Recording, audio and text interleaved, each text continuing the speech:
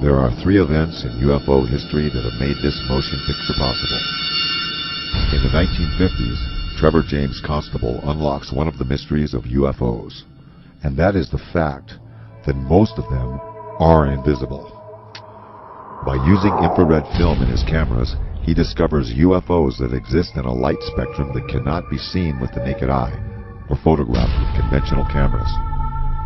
This opens a whole new aspect in the documenting of UFOs, and his discovery reveals that some UFOs may be living creatures. He calls them critters. In 1994, Jose Escamilla discovers a phenomenon called rods, a life form invisible to the naked eye that we had never seen before. He develops a technique for filming these life forms that exist in a realm of the very fast. He calls it sky fishing, using the high-speed shutter setting on a camcorder. In 1995, NASA stops airing live broadcasts from shuttle missions after UFO footage has been made public, creating a controversy about how much NASA really knows about their existence.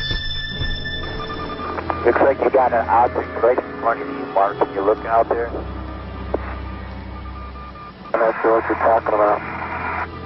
Never mind. That same year, Martin Stubbs begins recording what will be 5 years and over 2,500 hours of uninterrupted live broadcasts from NASA's own downlink. Today we have digital camcorder technology that enables us to capture UFOs in full-color, high-resolution video.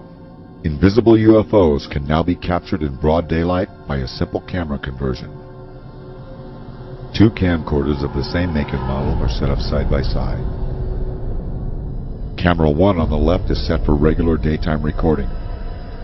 Camera 2 on the right is set on night shot, which has been converted to shoot in broad daylight.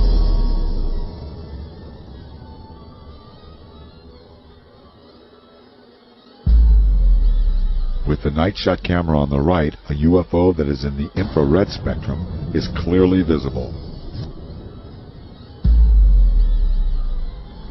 Trevor James Constable discovered this. NASA has been doing this. And now, after thousands of years, technology has finally caught up to the mystery of UFOs. These three events bring forth the accumulation of research and evidence that not only prove most of them are invisible, but that many UFOs could be living bioorganisms.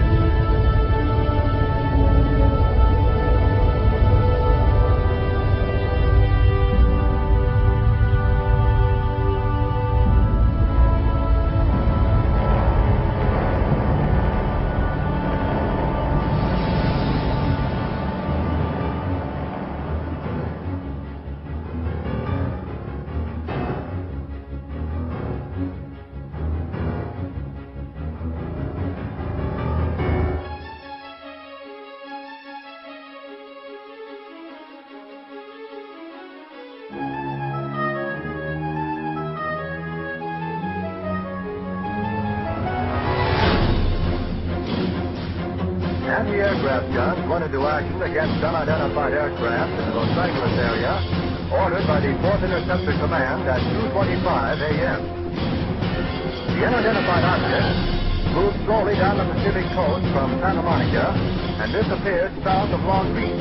Searchlights closely followed the object down the coast and kept it centered in their glare.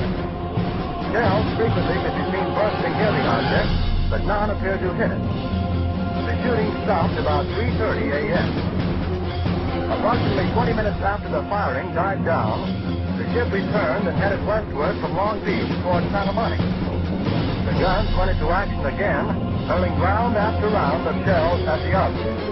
The second barrage appeared to be closer to downtown Los Angeles, since watchers could hear the concussion of the guns more clearly, and the flash of bursting shells was brighter. Then the ship disappeared for the second time over the ocean. We return you now to CBS in New York. That was Byron Palmer on the West Coast.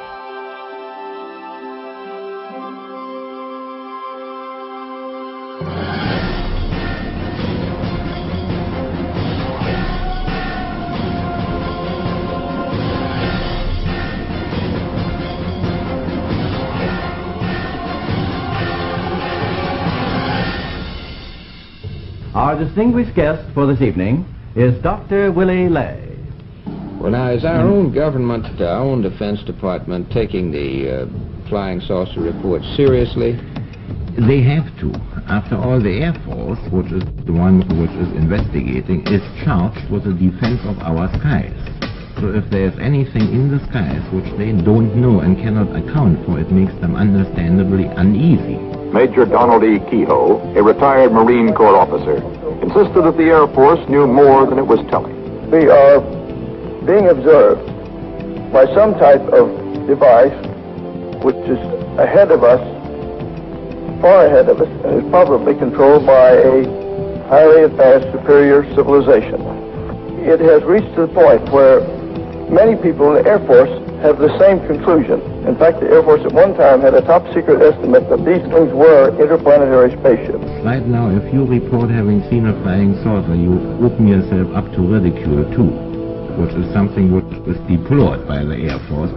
In other words, members of our audience who might, for one reason or another, see a flying saucer can make the reports to the Air Force and be rendering a service now and not invite ridicule. Yeah. Instead of being a subject for ridicule and a big joke, actually is a serious matter which could affect the lives of all of us.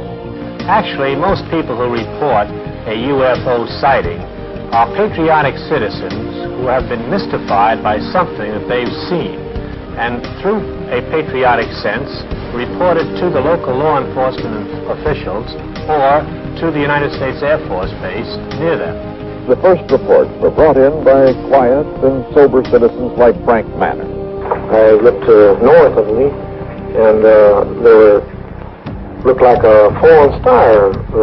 There, it was red and kind of coming down, and on about a 45. And so then I watched it, and I was going to see if it landed, and then maybe go down and see what it was.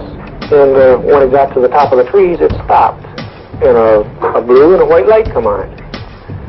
And I looked at it, and I thought I was seeing things. Frank Manor's UFO remained over his swamp more than 4 hours. His children saw it, his in-laws saw it, residents of the area saw it. And I saw it looked to be shaped like a pie. I could see the front of it. I just saw the round front, and I could see the lights on either side. I just wanted to stay there and keep my